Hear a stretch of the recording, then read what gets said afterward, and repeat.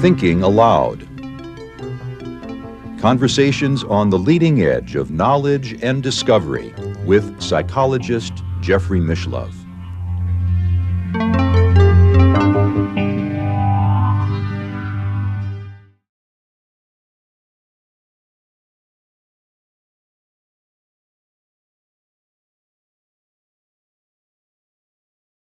Basically, where you come down is that the evidence for survival is far from conclusive, and that you are inclined to think, if I'm correct, that the evidence for what is sometimes called super ESP outweighs the evidence for survival. I'd say it's a toss-up. It depends on what day you ask me. I think, for reasons I mentioned in Immortal Remains, there are some real problems for the living agent psi or super ESP explanation of cases of survival. Some have a kind of tug to them that is very difficult to get rid of. And actually the explanatory terrain here is much more complicated than we're suggesting in this little brief exchange.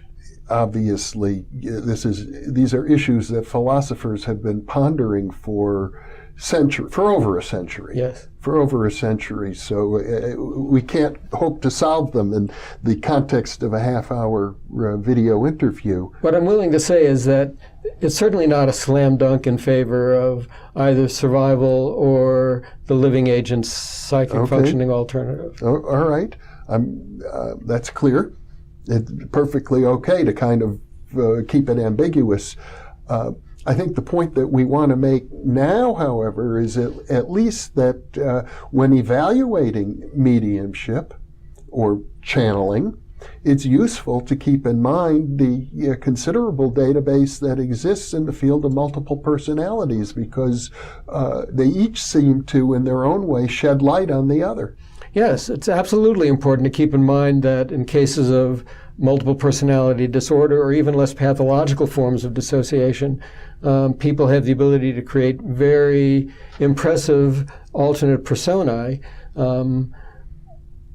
even when there's not evidence of survival. And there are some very interesting cases of channeling or mediumship that are very impressive as psychic achievements or psychological achievements, but not at all impressive as cases of survival. One good example would be the medium Helene Smith, studied by Theodore Flournoy, who wrote a book called From India to the Planet Mars. Helene Smith, the medium, claimed to be receiving messages from residents of Mars, and she invented a very elaborate and thoroughly consistent Martian language, both written and spoken, which after analysis turned out to be modeled very closely on her native French language. But it was clearly a creative tour de force on her part to do this.